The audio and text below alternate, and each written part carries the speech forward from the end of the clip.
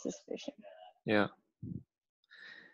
Okay, anyways, let's just have a quick meeting, I think. So how's the SIG-Auth? They seem pretty good. It was also a quiet meeting and not too much. I kind of mentioned the formal verification stuff, linked to it, and then talked a little bit about the gatekeeper and where they were with the pod security policies, which I think that is the thing that they're most kind of interested in. The other thing Tim mentioned was a concern around how to roll certain policies out. So, like, one of the problems with graduating pod security policies to GA is that turning it on is like turns on default deny basically, and that's extremely hard to just turn on at the same time. It's also extremely hard to just turn off if you already have it, so that makes them stuck. They seemed excited or happy that there was some work for something they could point people towards as another alternative while they get out of that kind of mess. And yeah, I think I'll definitely try to go at least like once a month to SIG-Auth and make sure that keeping that yeah. So they should be pretty happy with the gatekeeper option for the PSP, right? I think they seemed happy that there was something that they could look at and point to. I just got new puppies and they are attempting to escape out of their pen. So, we need a puppy security policy.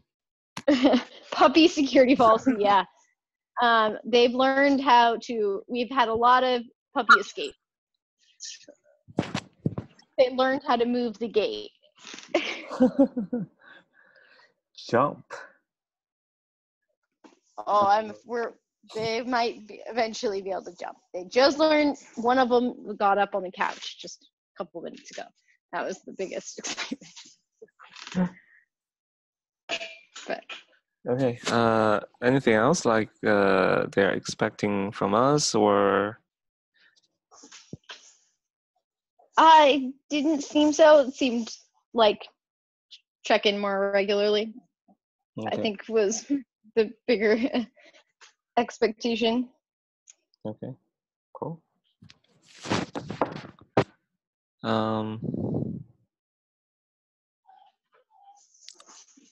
Oh, Kapil, you're on.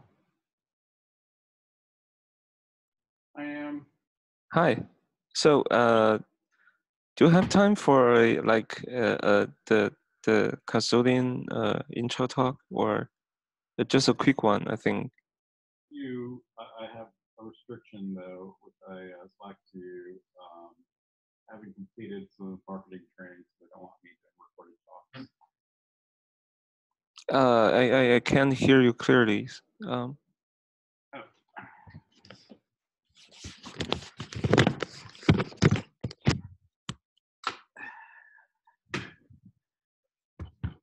you hear me now? Oh yeah. So I have a restriction as far as giving recorded talks, apparently, till I've completed some marketing training. Okay. Even if it's open source. No, if the talk is publicly recorded. Okay, no problem. So moving on. So can we do? Okay. Just ping me when you have all the necessary. I can go ahead and drop some slides in for talks that I've already previously given. Here's one I gave at oh sure. The Scale conference in LA earlier this year. Can we share the screen? Just a quick one. I'm putting it. It's in the chat. Okay.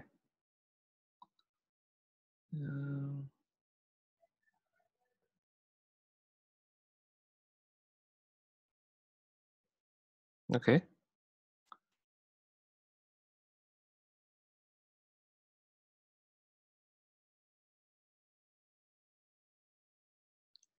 this is mostly with regards to public clouds, Azure, GCP, AWS, not with regards to Kubernetes, but the general policy flow is the same. So,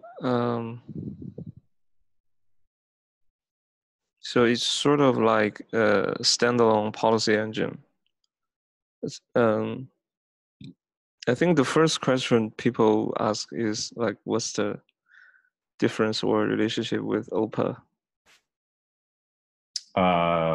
It's a separate engine that also targets public clouds and is it comes with a lot more batteries included.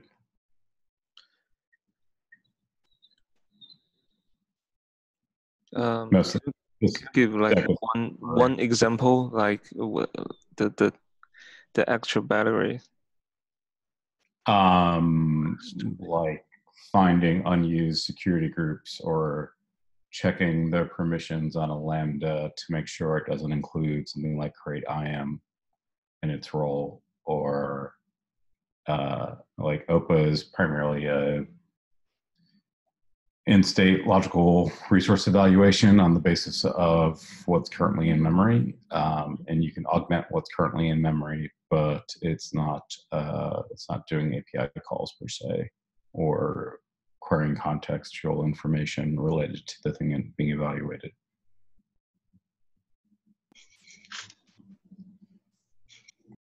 Okay.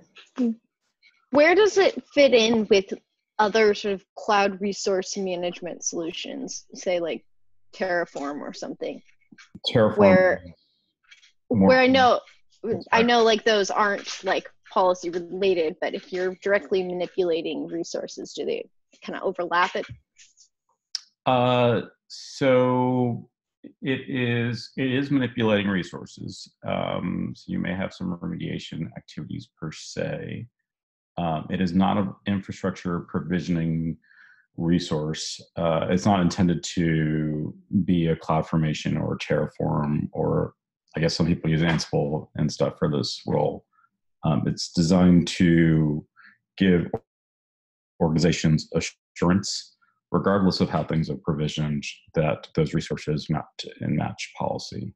And if not, to remediate, notify, alert, what have you. So is it accurate to think of it kind of as a diff between what you think you've provisioned and what is actually applied in the account?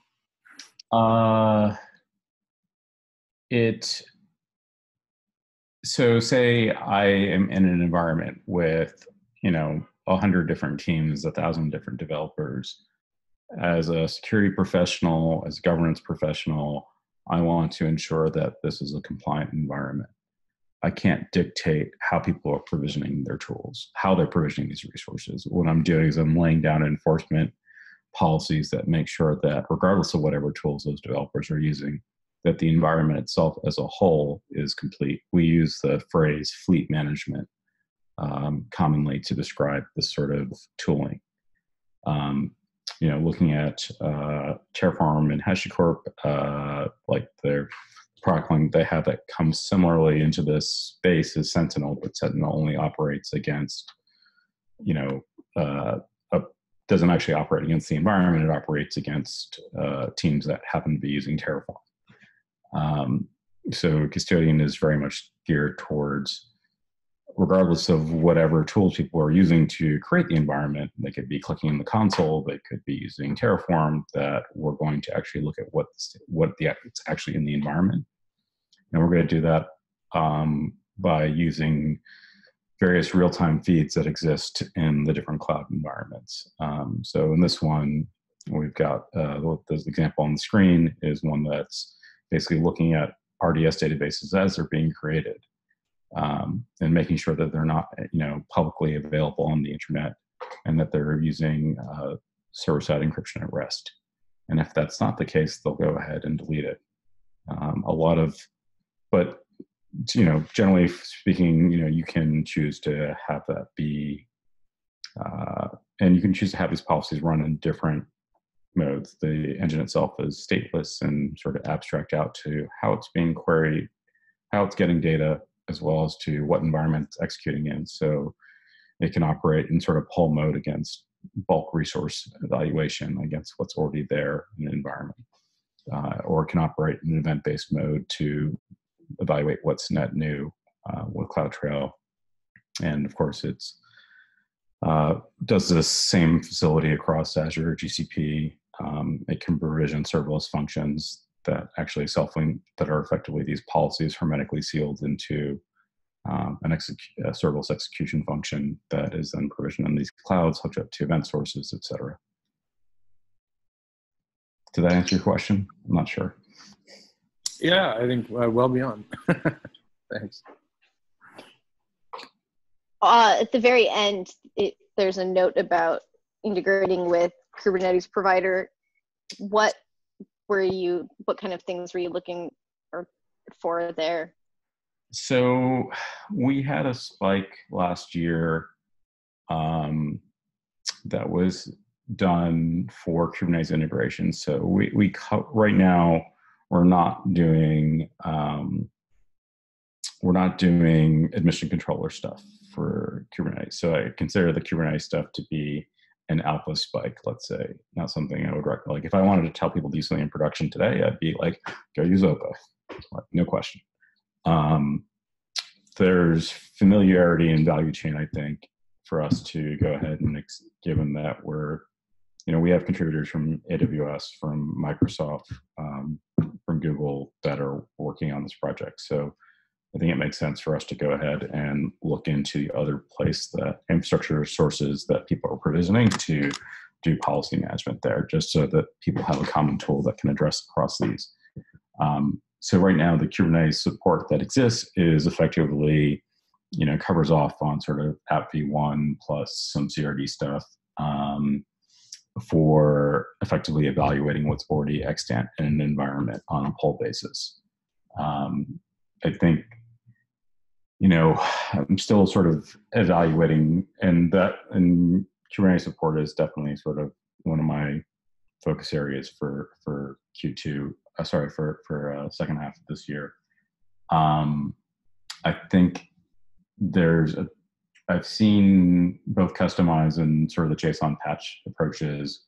One thing that's sort of important to us from a policy authoring perspective is generally we maintain compatibility, but B is that these policies are isomorphic to how they're being executed. Like the delta for us deploying on a pull basis to evaluating all databases, or evaluating, on a CloudWatch event basis, or evaluating on a configurable basis. Those are all changes that the policy author doesn't have to change their policy. They're just effectively changing the deployment mode.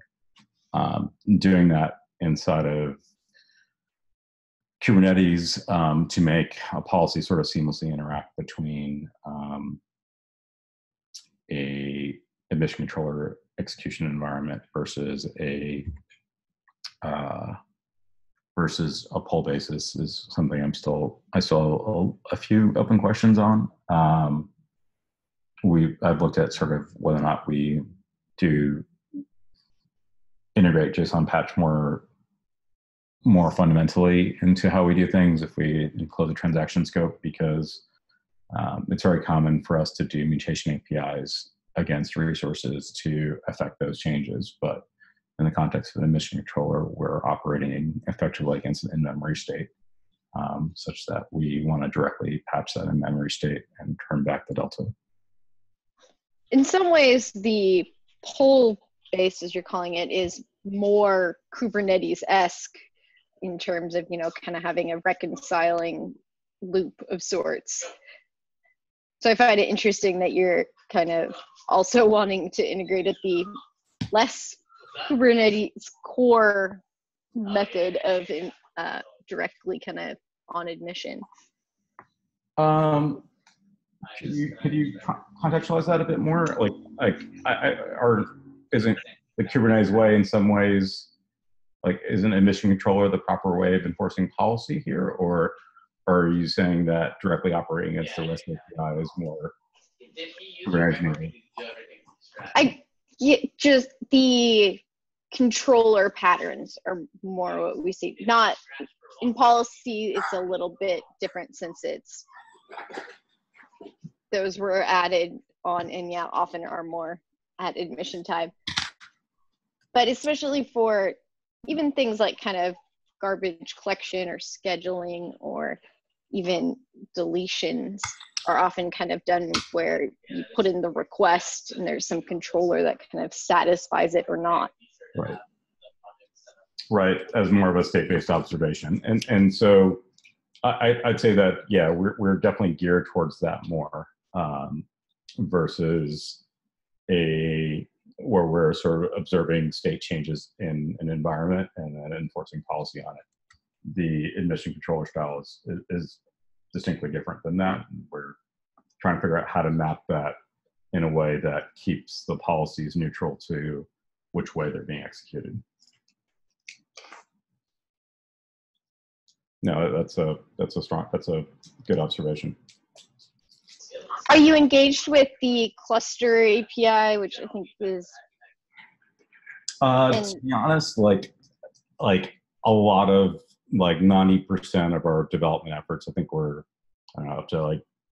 probably up to like 15, 20 active contributors out of and like 220 plus total. The vast majority of those contributions to date and the focus to date for those contributors has been directly against their cloud environments. We've had a lot of potential users interested in Kubernetes, but none that per se have stepped up to, dig in the trenches, so to speak. And so we're not directly engaged right now in the different cluster SIGs. In the different SIGs. Like I'm a dilettante observer, let's say, of this particular SIG. But we are looking at doing this. We're looking at potentially what's the proper home for the project as well.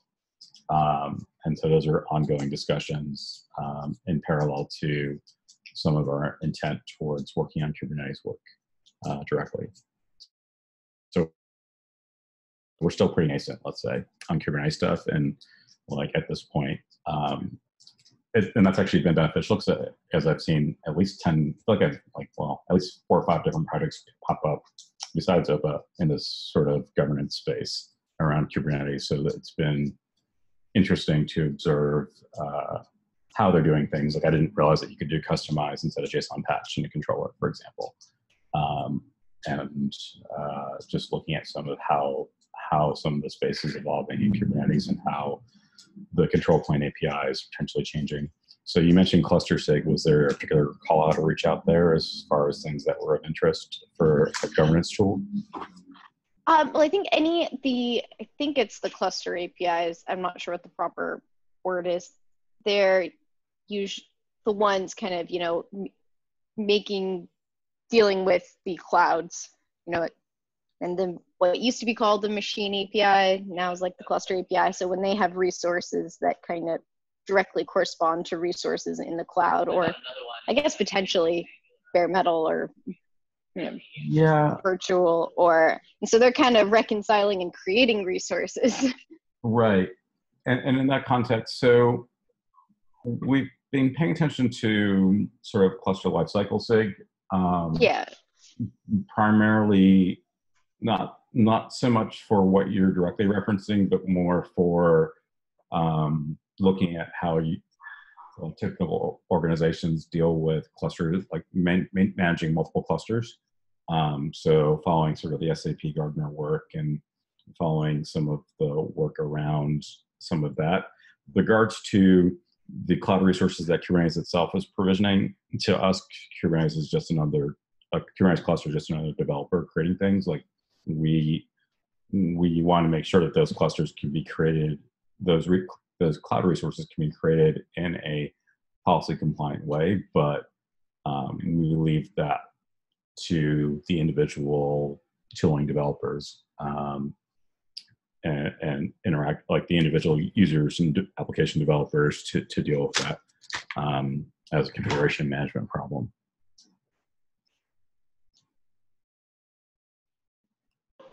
Got it. Interesting. Yeah, I think that's actually not too far from what at least the current state is, as much as we tried or move certain management of how it's done to within Kubernetes itself. There still seems to be usually teams who manage the cloud environment itself. Yeah, typically I've seen that separation, but I've never seen it done in a way that's not trying to self-empower application teams.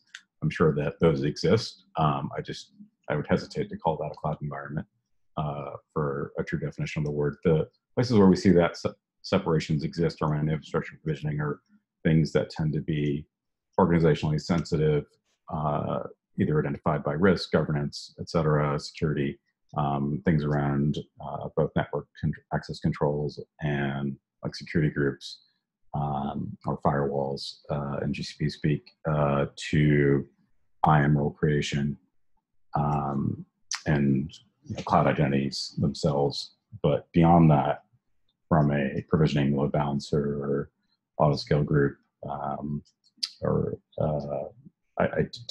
haven't seen that sort of restriction out there per se in the wild against organizations that are trying to embrace cloud native in a true fashion.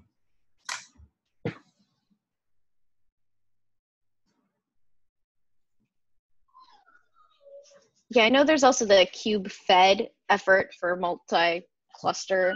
I'm not sure where they are, but if you were interested.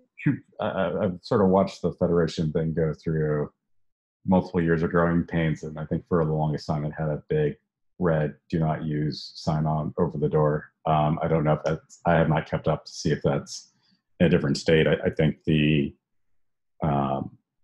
I think there's questions. I've seen people want to use it, but then I sort of have gone back. And this is really not a governance policy question per se to me. It's more operations risk management around automating rollouts on a global basis. And in that context, I've always felt like having things in a Spinnaker pipeline or some other deployment tool that can actually monitor the changes and measure them against health status metrics, business level metrics before doing further rollouts across clusters is typically a safer, less blast radius minimization effort, let's say, or adheres to that principle more.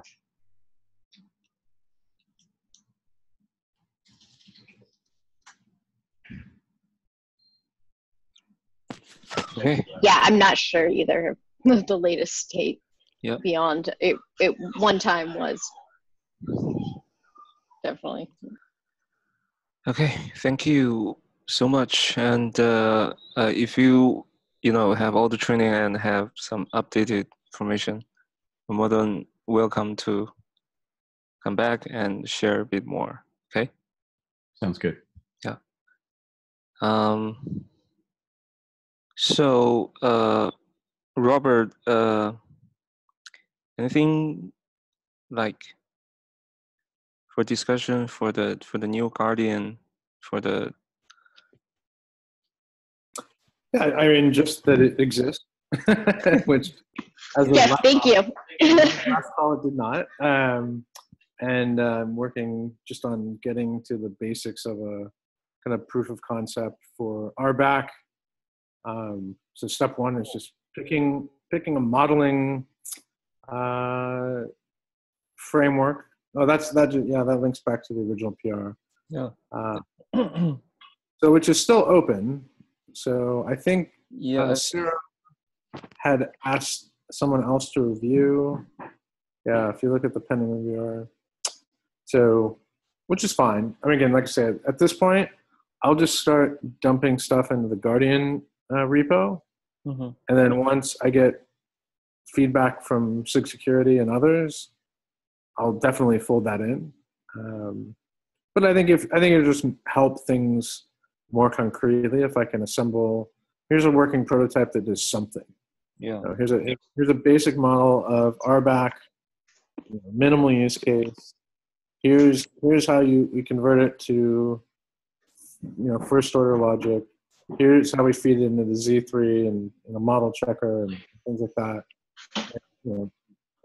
What comes out of that, right? How could we use that to motivate additional use cases and map that to what Zelkova and SecGuru and other tools on the public clouds are doing. And I think then we can start to really dig into, what features would people really want to use, what features are nice to have, and what features are kind of, on the roadmap. That sounds awesome. Yeah. So yeah, that's where I am. I think, by 2 weeks from today, I hope to have that kind of end-to-end, very simple demo, but don't necessarily count your formal chickens until they're fully hatched. Okay.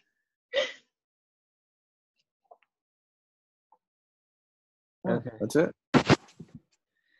And another thing I just stumbled upon the multi-tenancy Slack channel is, I think there's a good hierarchical CRD design. I think if you have time, just review it.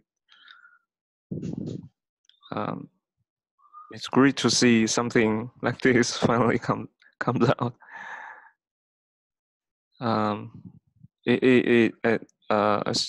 I remember it took a lot of time in OpenSec, at least, to deal with the hierarchical quota and many of the multi-tenancy stuff. So, do you know how heavily used the hierarchical stuff is in OpenStack? I think it's still not, super matured. There's a lot of requirement for sure for large enterprises, but it's just difficult to get it right, I think. Yeah. Yeah. It'd give me more hope if there was another project out there that was using it more successfully, because it seems in practice usually things are limited into just 2 rings. Yeah. Okay. Anyways, that's all I have. I'm gonna need to run into another meeting, so if there are not like other topics, so shall we conclude for today? That works for me. I'm good. Anyone else? No, perfect. Okay. Thank you so much. Awesome. Bye. Bye-bye.